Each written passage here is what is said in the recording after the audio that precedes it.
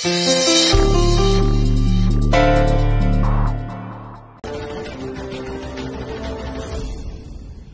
भीम को लेकर पूरे परिवार के साथ बम्बई छोड़कर जा रहे हैं। छोड़ के जा रहे हैं मतलब? ऐसे कैसे छोड़ के चले जाएंगे? जिसे जाना है जाए। हम तो भीम को पकड़कर अभी के अभी चाल लेके जाएंगे। आप शांत हो जाइए काका, पहले मुझे बताइए तो बात क्या है, क्या हुआ है? मैं बताती हूँ भीम, क्या बात है। तुम इन सबके जीवन में ऐसे फंस गए हो कि ना ही तुम्हें कोई छोड़ पा रहा है और ना ही तुम्हें कोई साथ रख पा रहा है। आई, अब कभी तो चुप रहा करो। ठीक है, तो फिर मैं पूरी बात समझा देती हूँ। भीम बाऊ, प्रचंड देव जी ने कहा है कि भीमराव को खोजकर इसी चाल में लेकर आओ। अगर भीमराव नहीं मिला तो तुम सब के लिए अच्छा नहीं होगा।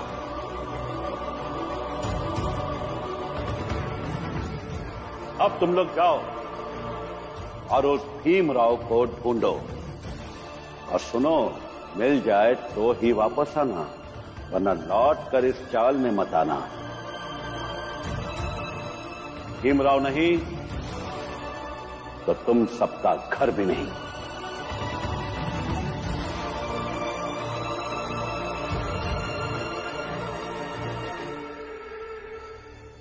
इतना सब कुछ हुआ है तो मुझे चलना चाहिए आपके साथ। कैसी बात कर रहे हैं आप? जो आदमी आपको चाल में बुलाने के लिए इस हद तक जा सकता है, तो सोचिए वो आपको बुलाकर क्या करने की सोच रहा होगा।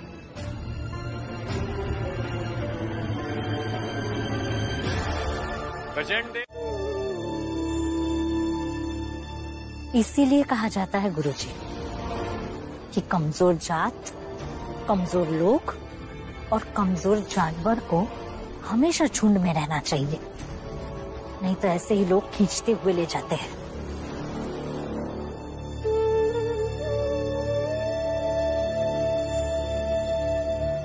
चलो।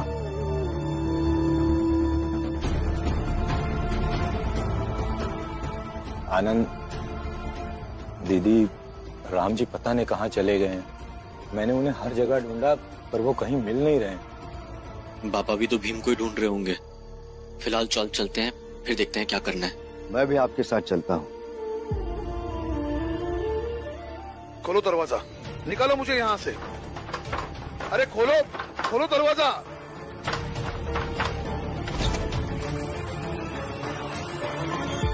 चलो। अरे चल ना,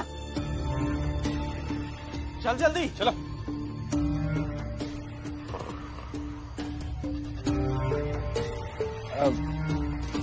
प्रचंड देव जी, हम ले आए भीम को।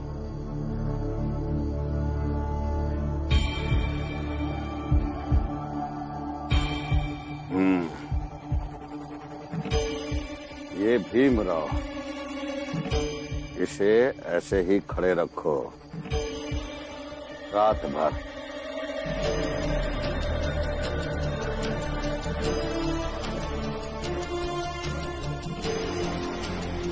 ये हमारे विश्राम का समय है और हमें हमारे विश्राम में दखल पसंद नहीं। सब ऐसे ही शांति से रात भर खड़े रहो, समझे? देखिए, आप ये जो कुछ भी कर रहे हैं वो बिल्कुल भी सही नहीं है। लेकिन मेरी... अरे तुम्हें समझ नहीं आ रहा है क्या? कह रहे ना चुप रहो। नहीं रहेंगे चुप। इसे कोई भी हमारे चाल में आके ऐसी हरकत नहीं कर सकता है। मैं समझ रहा हूं कि आप ऐसे शांत क्यों हैं, लेकिन इससे कुछ नहीं होगा। और आपको यहाँ आके ऐसे कुछ भी करने की आजादी नहीं है। मैं आपसे बात कर रहा हूं, जवाब तो दीजिए।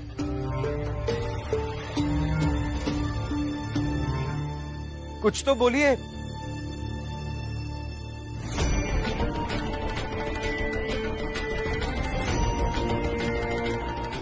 राम जी आ गए। बाबा,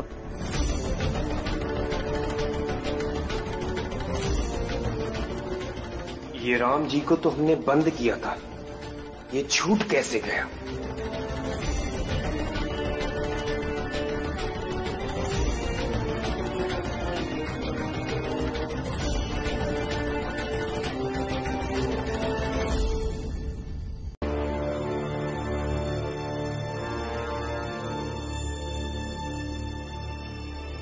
हो गया आप सबका?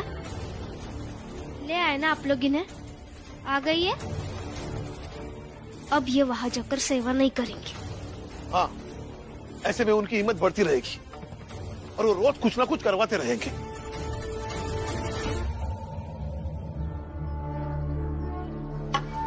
तो हम कह दे जाकर प्रचंड देव जी से कि भीमराव नहीं आएगा।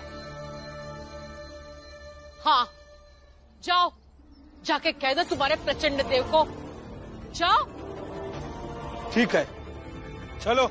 रुक जाइए, ये सब करने की जरूरत नहीं है। अगर इन सब लोगों को बेघर होने से बचाने का यही एक रास्ता है तो यही सही है। नहीं भीम,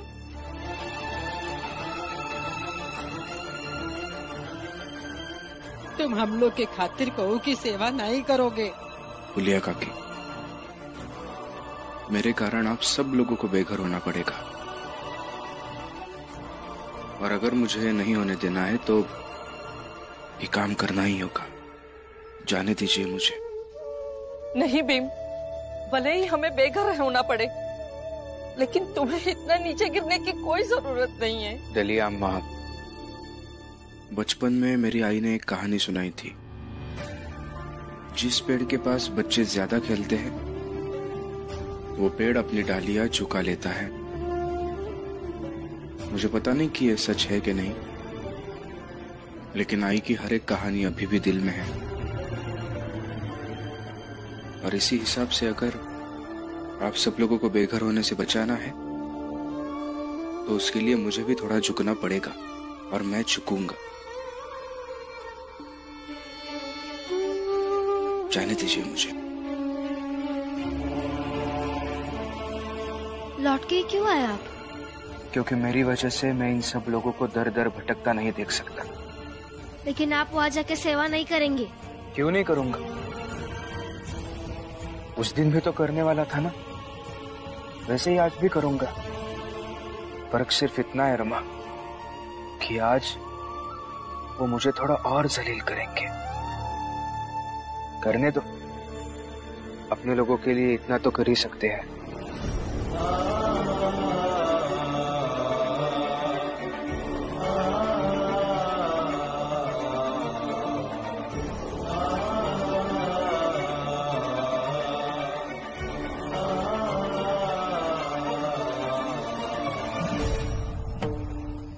हाँ, ला। प्रचंड देव जी।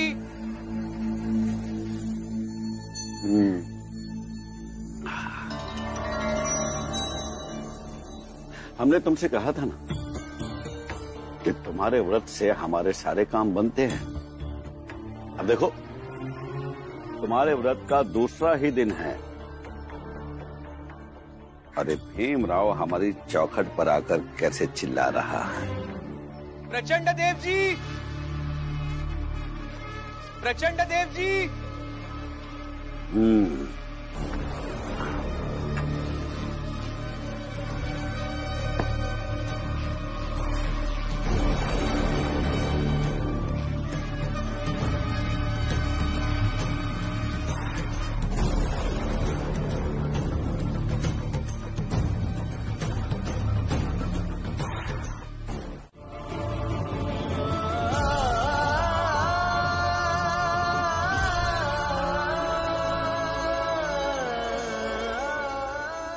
संत न छाड़े संतई, जो कोटिक मिले असंत।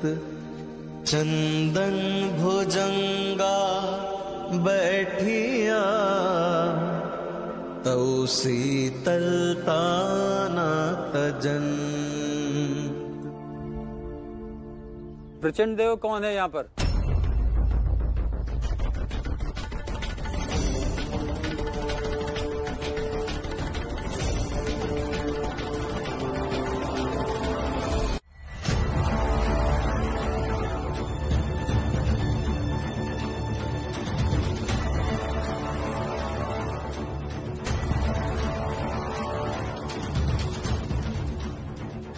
प्रचंड देव आप ही हैं?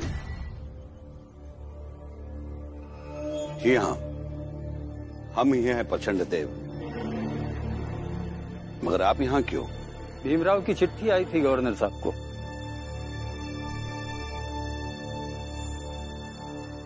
उसमें उन्होंने आपके खिलाफ शिकायत दर्ज करवाई है।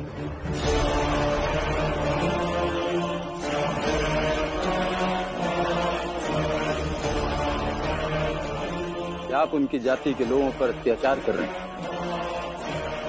हाँ, ये भीमराव अम्बेडकर, इन्होंने ही चिट्ठी लिखी थी। ये इनसे जबरन अपनी सेवा करवा रहे हैं। आप ऐसा नहीं कर सकते। आप हमारे इलाके में आकर हम पर ही हुक्म चलाएंगे?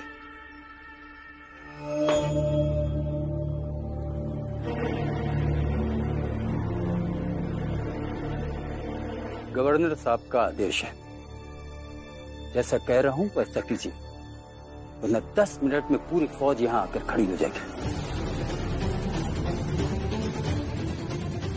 और हाँ, भीमराव की जाति और चाल के लोगों पर बिल्कुल अत्याचार मत कीजिएगा।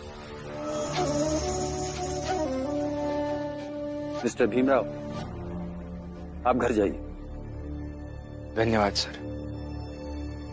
चलो रमा।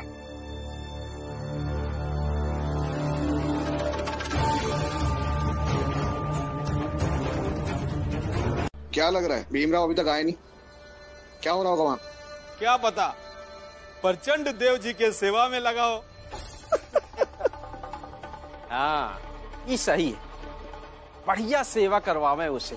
और हम तो कहा था कि इतनी सेवा करवावे कि वो भीमराव के समझ में आ जाए कि उनका जात, औकात और हैसियत का है।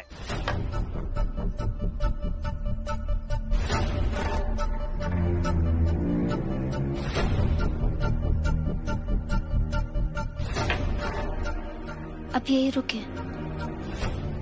काका, मुझे भीमराव फूल की माला दीजिए। कराए मालिक की सेवा।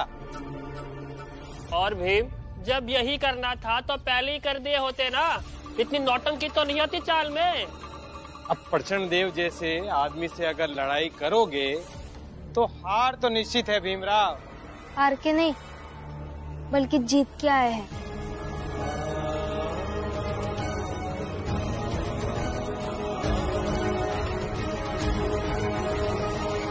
क्या मतलब है? फिर से बहस वहस करके आए हो तुम? नहीं, जब हम यहाँ से दूर रह रहे थे तब मैंने गवर्नर साहब और बाकी बड़े अधिकारियों के नाम पर कुछ चिट्ठियां भेजी थी।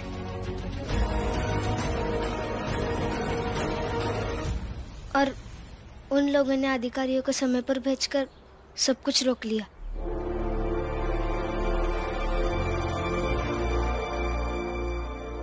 और इस जीत के लिए तो मैं अपने पति का सम्मान करूंगी। क्या रमा, इसकी कोई जरूरत नहीं है।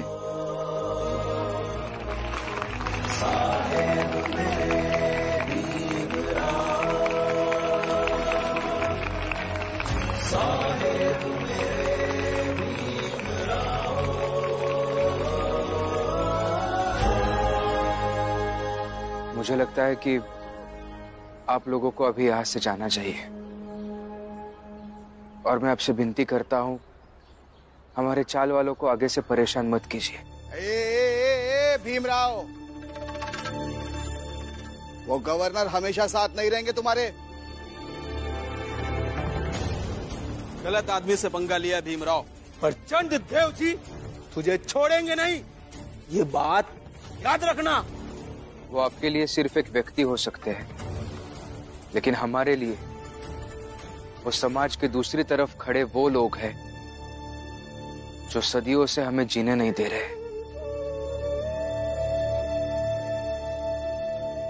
अगर वो मुझे नहीं छोड़ेंगे तो हम ये संघर्ष नहीं छोड़ेंगे, क्योंकि ये संघर्ष मेरे अकेले का नहीं है, बल्कि हम सबका है। और हमें संघर्ष तब तक नहीं छोड़ेंगे जब तक हमें हमारा हक नहीं मिलता और समाज में बराबरी का अधिकार नहीं मिलता। अब जाइए आप यहाँ से।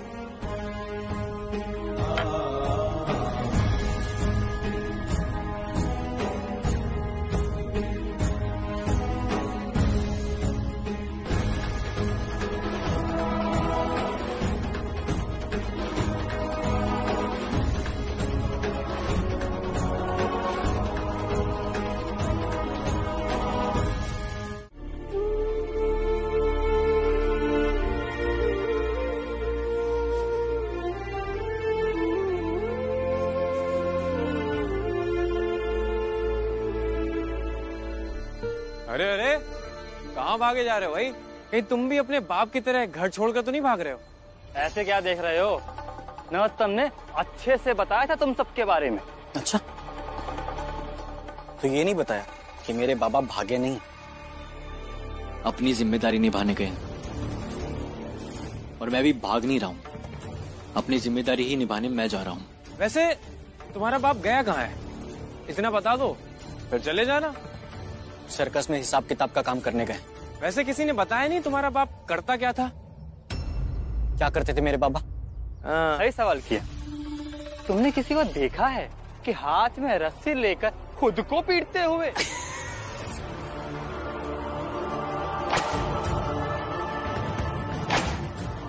वही तेरा बाप राम जी करता था, और लोग देखे इसके लिए पुरंजन चीख चीख कर सबको बुलाता था। ये मेरा दोस्त है, अपने आप को जितना भी मारे इसे चोट नहीं लगती है। आइए आइए तमाशा देखिए।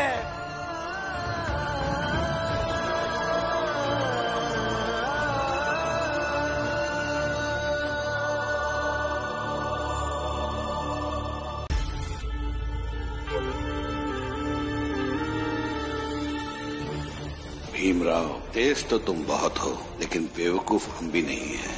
अब देखते जाओ, ऐसा खेल होगा कि इसी चाल में तुम्हारी जात के ही लोग तुझे ही छोटी जात का कहकर दुत्कारने लगेंगे। बस इंतजार कर।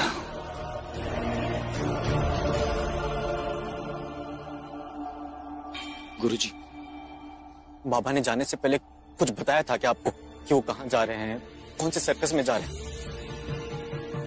मुझे बाबा को कैसे भी करके घर पे लेके आना है। तो क्यों आनंद? और तुम ऐसे घबराए से क्यों बात कर रहे हो? घबराया नहीं हूँ गुरुजी, दुखी हूँ, गुस्से में हूँ, लेकिन सबसे ज्यादा शर्मिंदा हूँ, क्योंकि बाबा घर छोड़कर सर्कस में बही खाते का काम करने नहीं, बल्कि खुद को तकलीफ देने का काम करने गए। खुद को तकलीफ देने का काम? हाँ गुरुजी।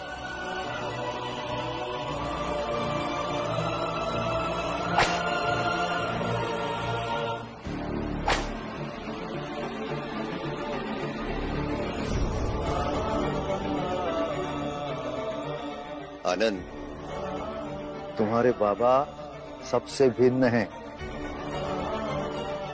परंतु तुम्हारे ऐसे ढूंढने से राम जी नहीं मिलेंगे आनंद। आएंगे। मुझे पूरा विश्वास है कि राम जी अवश्य आएंगे, परंतु मेरी मानो तो अभी ये बात घर में किसी से नहीं कहना, वरना सब चिंतित हो जाएंगे। और विशेष रूप से भीम को इस बात की भनक तक नहीं लगनी चाहिए, नहीं तो वो सब कुछ छोड़कर राम जी को ढूंढने निकल जाएगा। और आनंद, ऐसे भटक भटक कर राम जी को ढूंढना असंभव है। जी गुरुजी।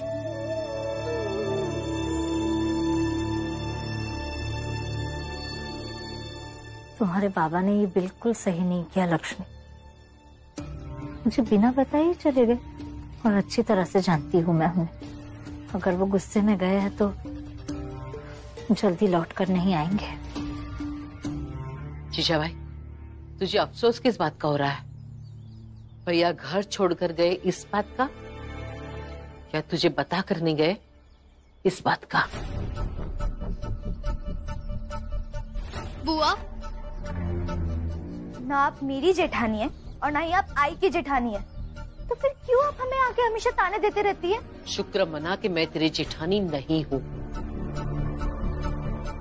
तुम दोनों की किस्मत अच्छी है कि तुम्हें पति और परिवार दोनों अच्छे मिले हैं।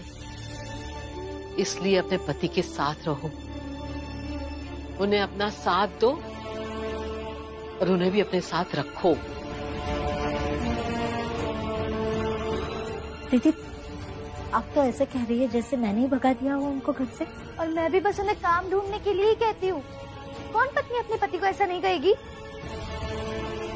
जीजा भाई, किसने कहा कि तूने भैया को भगाया है? लेकिन तू उनका साथ देती तो वो तुझे बताकर जाते, कहकर जाते, तब तू उन्हें रोक भी सकती थी। और लक्ष्मी, तुम्हारा आनंद को बार बार कहना काम पर जाओ, कमा कर लाओ, वो गलत नहीं है, लेकिन तुम्हारा कहने का तरीका गलत है। तुम्हें अंदाजा भी नहीं है तुम्हारी इन्हीं हरकतों की वजह से आनंद पर क्या बीतती है।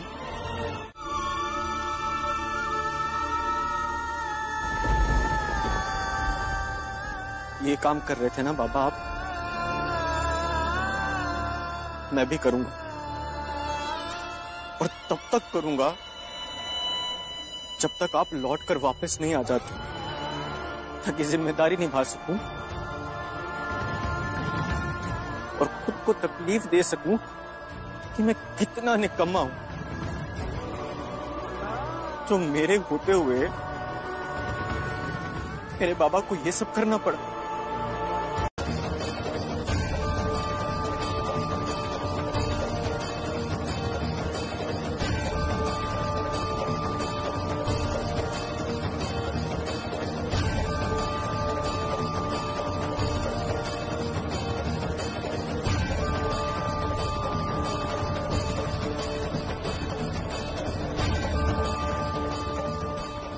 खाना बहुत स्वादिष्ट है।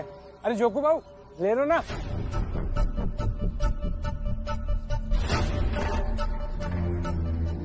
अभी कुछ देर बाद कल जो प्रचंड देव जी से दीक्षा लेगा उसे कपड़े भी मिलेंगे, और कल कुछ ऊंची जात के लोग आएंगे। उसे दीक्षा प्राप्त करने के बाद उन्हें प्रणाम करोगे तो पैसे भी मिलेंगे। इस भीम के चक्कर में क्यों अपनी जिंदगी को सब अंधेरे में रख रहे हो तुम सब? हम अंधेरे में रहे या उजाले में, तुम्हें उनसे क्या फर्क पड़ता है? हाँ, हम सब ठीक है अपनी जगह, आप सब खाओ अच्छे से। अरे साफ साफ सब कुछ दिख रहा है। तो भीम के साथ जो हैं वो सब भूखे हैं, रोज एक एक रोटी के लिए आपस में लड़ते रहते हैं। अब तो घर भी बांट लिए, और जो प्रचंड देव जी के साथ हैं उन्हें बहुत अच्छे से खाना मिल रहा है, कपड़े मिलेंगे, और हम सब की जिंदगी बदल जाएगी।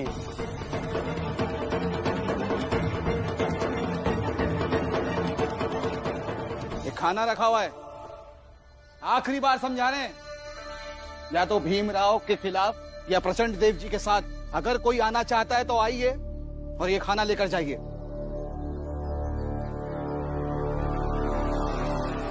मैं करूंगी प्रचंड देव जी के साथ यज्ञ।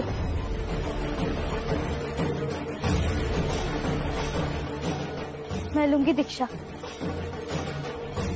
फिर आओ और खाना खाओ, शामिल हो जाओ हमारे साथ। लक्ष्मी, भीम के विरोध में इतना बड़ा गलत कदम मत उठा कि बाद में पछताना पड़े।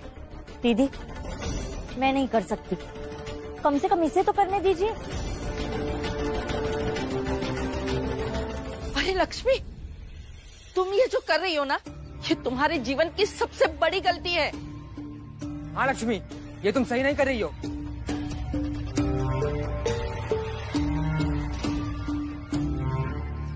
लक्ष्मी,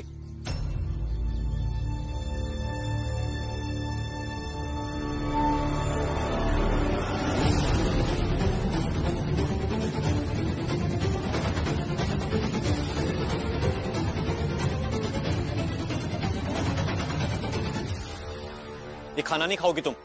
क्यों नहीं खाएंगी?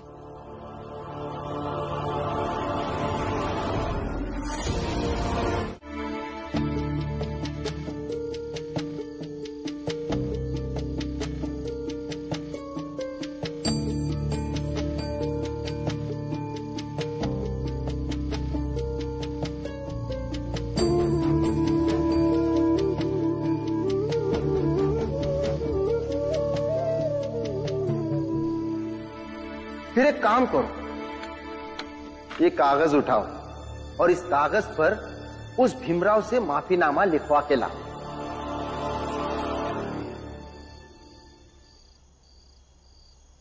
एक मदद चाहिए थी आपकी। बताओ।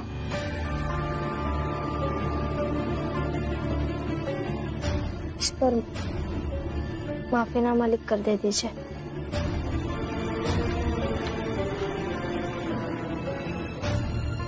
कैसा माफीनामा?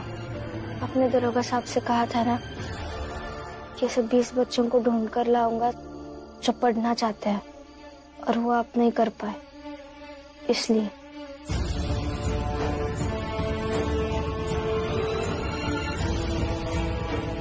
ये दरोगा ने कहा तुमसे कि मुझसे इस तरह का माफीनामा लेकर आओ? हाँ।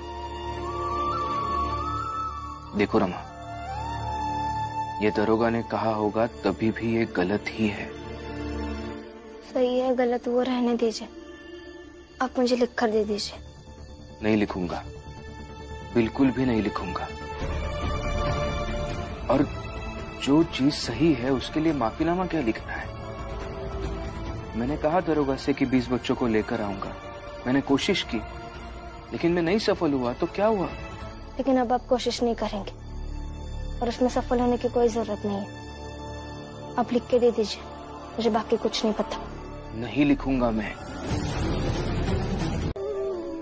ताकि मेरे अपने लोग जो आज तक लड़ते थे, झगड़ते थे, लेकिन मेरे साथ थे, मेरे सुख दुख बांटते थे या ना बांटते थे, लेकिन फिर भी आसपास रहते थे, वो लोग भी मुझसे दूर हो जाए। और उसमें अगर मैं इस कागज पर माफीनामा लिख के दूंगा तो इसका मतलब ये होता है रमा कि जिस दिन से उस प्रचंड देव ने मेरे चाल में आकर धर्म का सबसे घिनौना खेल शुरू किया, तब से मैंने भी ये स्वीकार कर लिया कि मेरी सोच, मेरा रास्ता, मेरा ध्येय सब गलत है और ये कभी नहीं हो सकता। इसलिए ये माफीनामा मैं हरगिज लिख के नहीं दूंगा। मैं समझती हूँ, लेकिन आप भी समझिए ना, एक दुश्मन आपको परेशान कर रहा है और वो बस आपकी माफीनामा लिख कर देने से परेशान करना बंद कर देगा।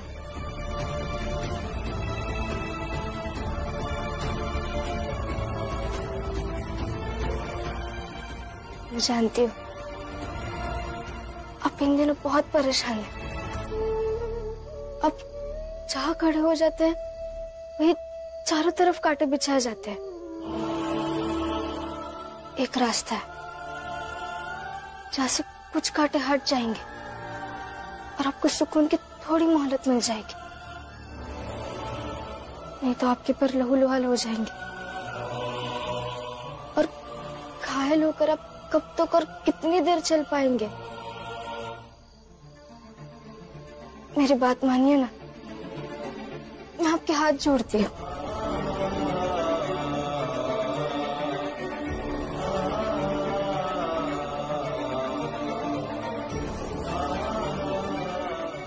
आखिरी फैसला आपका है। अगर फिर भी आपका दिल नहीं मानता माफीनामा लिखने का तो मत लिखिए। जो भी होगा मैं सब कुछ संभालूंगी। चलती चाकी देख कर दिया कबीरा रोय, दुई पाटन के बीच में साबुत बचाना को।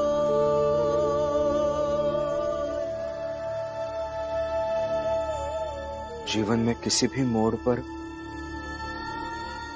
ऐसी परिस्थिति में नहीं उलझा था मैं। एक तरफ मेरा अतीत मुझे कमजोर कर रहा है,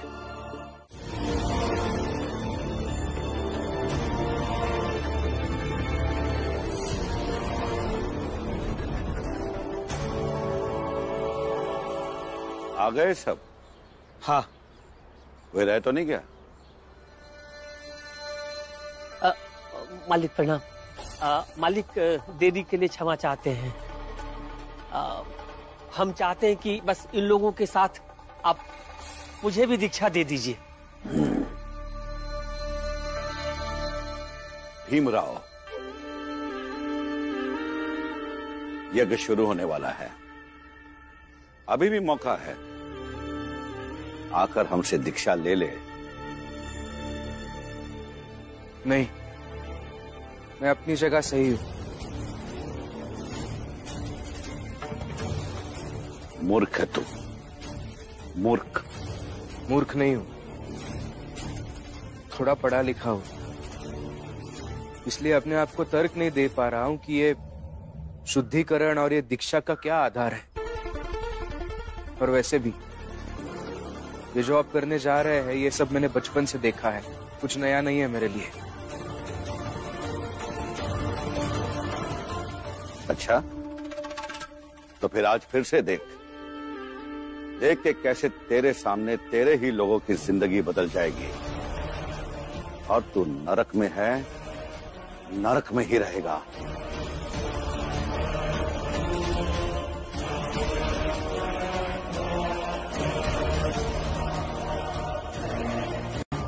प्रचंड देव जी, अरे छोड़िए इसकी बात को, इसको तो बोलने की आदत है। बस आप आज्ञा दीजिए और यज्ञ शुरू करवाइए। आज्ञा है।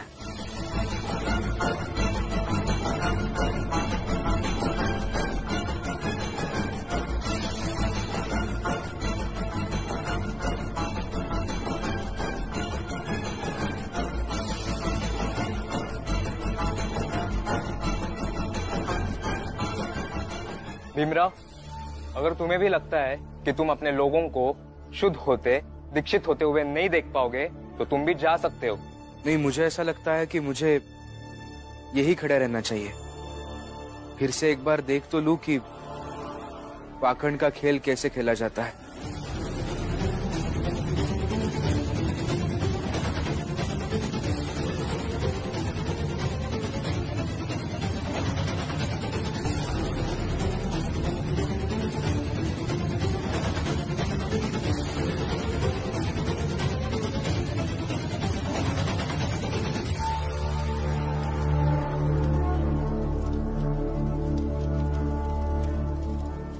सब लोग हाथ जोड़ो।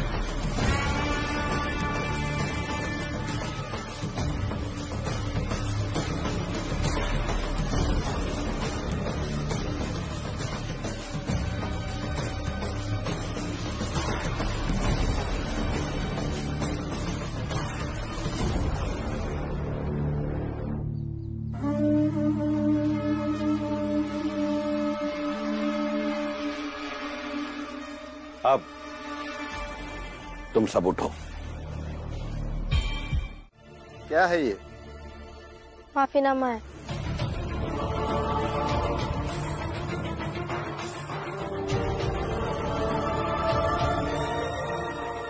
बड़ा अच्छा लगा सुनकर।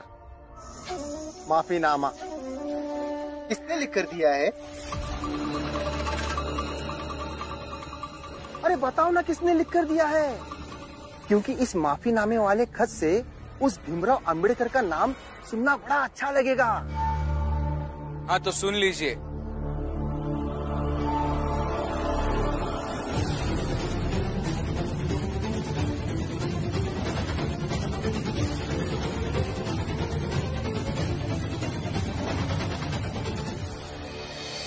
सुन लीजिए, मैंने भीमराव अंबेडकर ने ही लिखा है यह माफीनामा।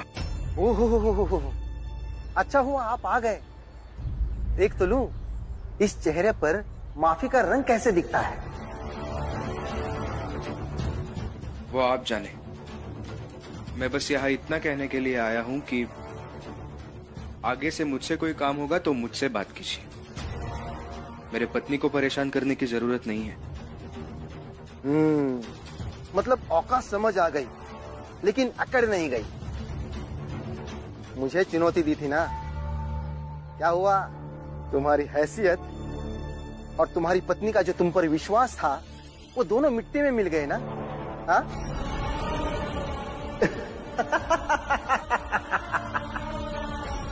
आज मैं बहुत खुश हूँ। अब खुश हूँ तो खुशी मनाना बनता भी है ना। हाँ, बनता है ना।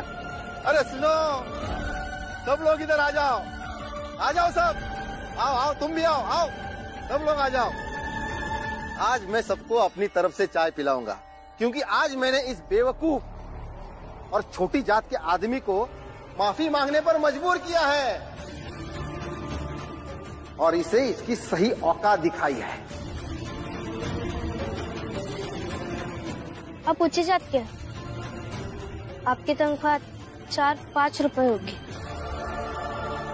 मेरे पति बहुत कम कमाते हैं, बल्कि अच्छे काम के लिए भटक रहे हैं। और आप उनसे एक माफीनामा लिखवाकर इतना खुश हो गए, इससे बड़ा प्रमाण क्या होगा कि मेरे पति की औकात कितनी बड़ी है।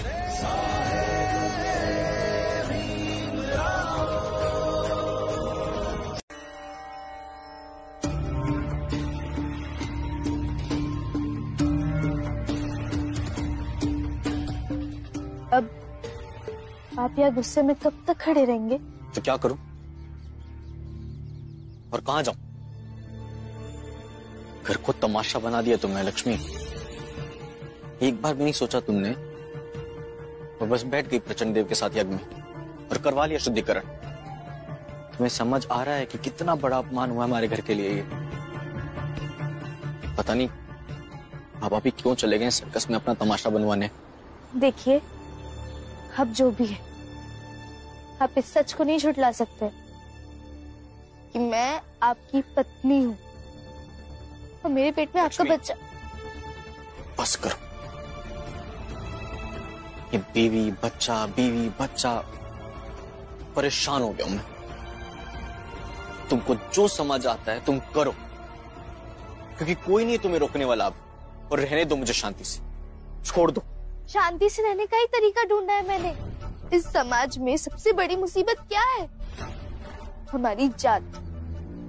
शुद्धिकरण करवा के मैंने हमारी जात में थोड़ा सुधार लाने की तो कोशिश की, वरना आप ही सोचिए ना, जो लोग कल तक हमें भीख भी नहीं दे रहे थे, आज मेरे उन्हें प्रणाम करने पर उन्होंने मुझे पैसे दिए हैं। ये तो शुभ संकेत है ना, बेहतर भविष्य का। आप भी मिल जाइए ना, हम दोनों मिलकर हमारे बच्चे का भविष्य संवारेंगे। सच में पैसे भी मिले तुम्हें? हाँ, मुझे पैसे मिले। चलिए ना अंदर, दिखाती हूँ मैं आपको। चलो।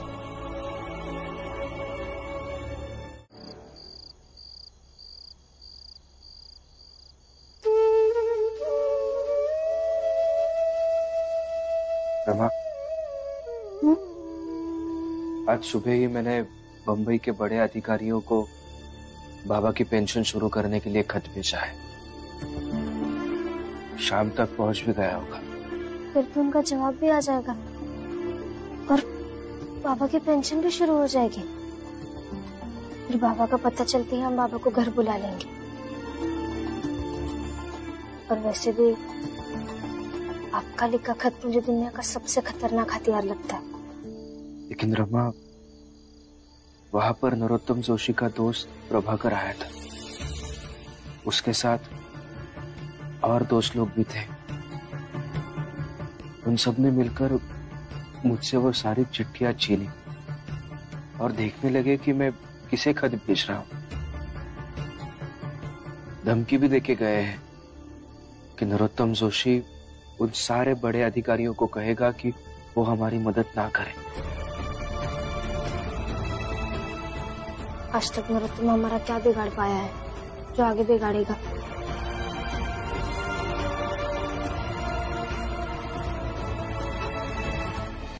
आज एक काम करते हैं, मिलकर पढ़ते हैं। वो किताब दो मुझे, वो भी।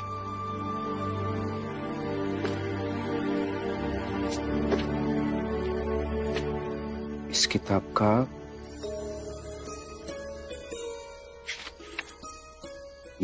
ये पढ़ो, और इस किताब का इसका ये पढ़ो, और फिर मुझे बताना कि दोनों में क्या फर्क है।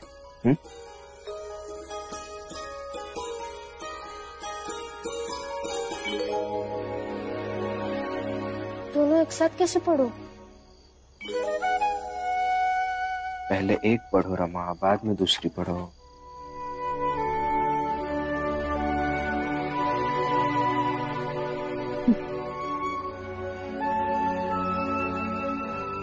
आज बीमा भाई कितनी खुश होगी, ऊपर से आशीर्वाद दे रही होगी। देख भीमा बाई, भीम के साथ रहकर रमा भी पढ़ाई लिखाई करने लगी। अब जमाना सिर्फ भीम को ही नहीं, भीम और रमा की जोड़ी को हमेशा याद रखेगा। रमा भाई भीमराव अंबेडकर।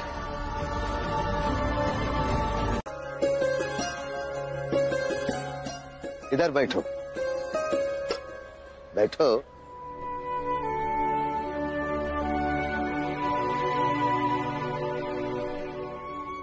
गुरुजी, क्या लाया है आपने? आज मेरी पत्नी ने हलवा बनाया है, तो तुम्हारे लिए भी भेजा है। लो।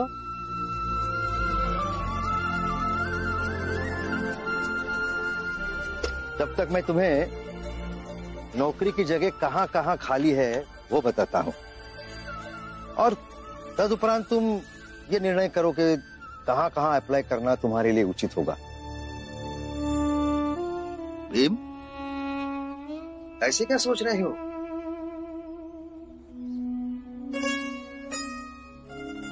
रमा के लिए भी मेरी पत्नी ने हलवा का डिब्बा भेजा है, तुम खा लो, और जाते वक्त ये डब्बा रमा के लिए लेते जाना। हाँ? खा लो।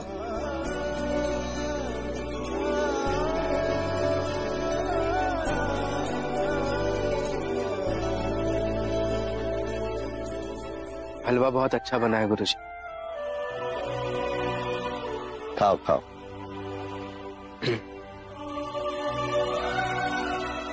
भीम, बांद्रा में एक नौकरी है सामान बेचने वाले की। एक नौकरी तो माटुंगा में ही है। दिखाइए गुरुजी। ये देख लो, देख लो।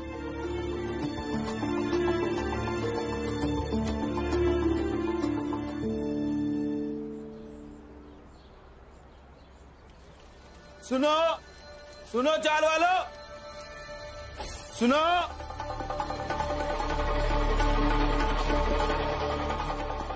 प्रचंड देव जी ने तुम में से कुछ लोगों को घर बुलाया है, कुछ काम है, चलो।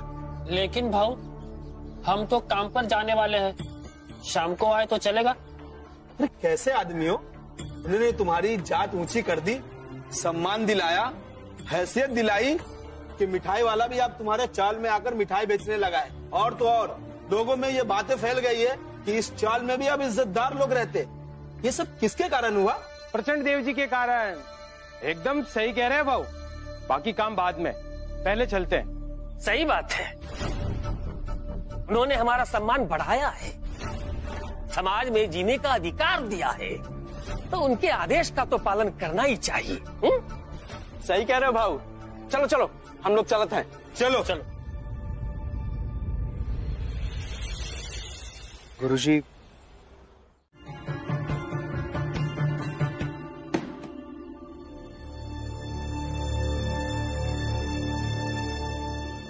सही नहीं है लक्ष्मी। क्या सही नहीं है? तुम्हें दिखाई नहीं दे रहा है क्या? तुम समझना नहीं चाह रही हो? प्रचंड देव की बीवी फल लेकर आई है सिर्फ और सिर्फ इसलिए कि तुम्हें खुद का गुलाम बना सके। तो फिर इतने सालों से तो इस घर का काम कर ही रही हूँ, वो भी तो गुलामी ही है ना। और किसी को मेरी चिंता नहीं है। घर के किसी एक भी सदस्य को ऐसा लगा कि उन्हें मेरे लिए फल लाना चाहिए? ये क्या बोल रही है लक्ष्मी? जब भी मुझे मौका मिला है और जब भी मेरे पास कुछ पैसे बचे हैं, मैं तेरे लिए हमेशा नारियल पानी लाई हूँ और प्यार की तो कमी कभी नहीं होने दी ना। सिर्फ 4 नारियल पानी लाकर आप मुझ पे एहसान जता रही हैं? तो इससे अच्छा कि मैं फल के बदले में गुलाम ही बन जाऊं। लक्ष्मी, तुम नहीं जाओगी उनके साथ कहीं भी। मैं तो जाऊंगी। लक्ष्मी, तुम सही नहीं कर रही हो ये। बाकियों से क्या कहूं? पति हैं आप मेरे। अगर आप ही इतना कमाने लगे कि मेरी सारी जरूरतें पूरी हो जाए तो मैं नहीं लूंगी किसी से फल, नहीं बनूंगी किसी की गुलाम। ठीक है?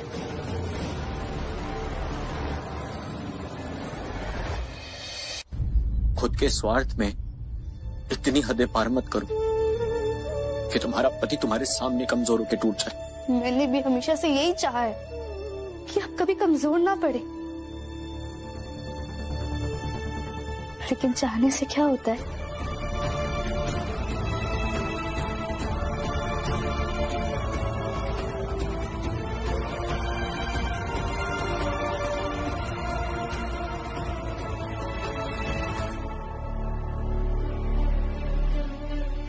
चलिए चल।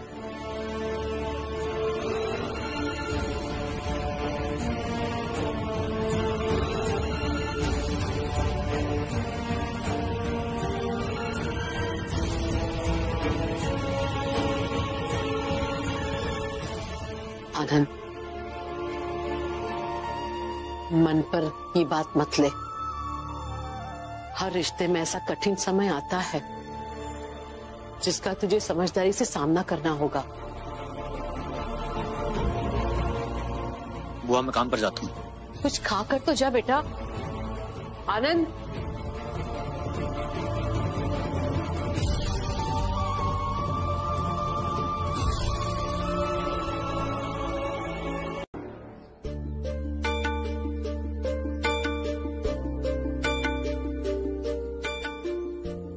काकी लड्डू ले लो, देवर विदेश से पढ़ाई करके लौट रहा है। काकी नहीं है।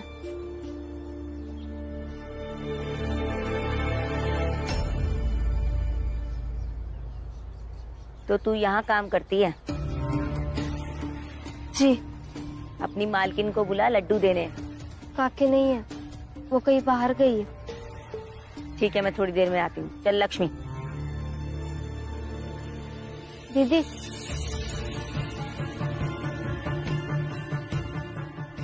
शुद्धिकरण होने के बाद भी तो आप हाथ में कपड़ा लपेट के तो ही काम कर रही है, वो भी मुफ्त का काम। इससे अच्छा तो आप मेरे साथ ही काम कर लेते, कुछ पैसे भी मिल जाते आपको। अब तू मुझे बताएगी कि मुझे क्या करना चाहिए, क्या नहीं करना चाहिए? हाँ, चुपचाप जाके अपना काम करना, समझा मत मुझे।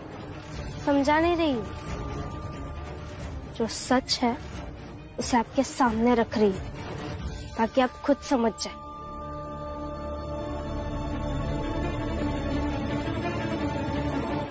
लक्ष्मी आ गई। दिख नहीं रहा आपको? आपके सामने खड़ी हूँ मैं, तो फिर क्यों पूछ रही है? पूछ नहीं रही हूँ, बता रही हूँ। आनंद आज कुछ भी खाए पिए बिना काम पर चला गया, सिर्फ और सिर्फ तुम्हारी वजह से। हाँ, सारी गलतियां हमारी है। आपके रामजी भाऊ चले गए, वो मेरी गलती है। आनंद बिना खाए पिए चला गया, वो तुम्हारी गलती है। दोनों बाप बेटे बच्चे हैं, खुद की तो समझ है ही नहीं उनमें। लो फल खाओ तुम। जिसे जो समझना है वो समझने दो। वैसे सही कह रही हैं आप। इस घर में सब हम दोनों को ही ज्ञान देते रहते हैं। रमा मिली थी अभी, वो भी मुझे ही समझा रही थी। वाह लक्ष्मी भाभी। क्या हुआ? क्या हुआ भीम?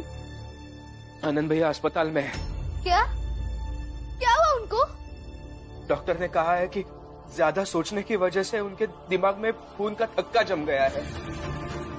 इलाज के लिए 6 रुपए चाहिए और 3 रुपए अगर अभी जमा नहीं करेंगे तो इलाज भी शुरू नहीं करेंगे। आप जरा जल्दी देखिए आपके पास कुछ पैसे है क्या? मैं भी ढूंढता हूँ, जल्दी कीजिए। लक्ष्मी देख लिया, आनंद की इस हालत की जिम्मेदार सिर्फ और सिर्फ तुम हो।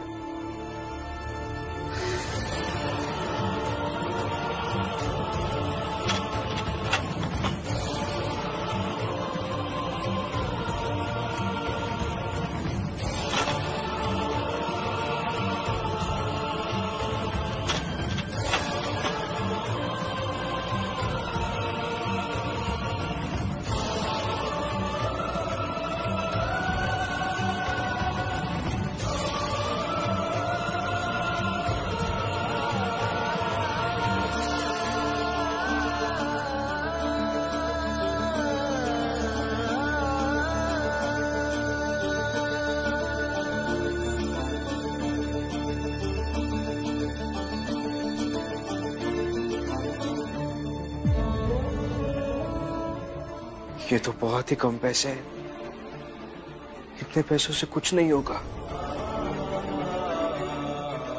भीम, ये हमारे पास ना इतने पैसा है, लेकिन हाँ जोखू के पास ना पैसा होगा, जरूर होगा।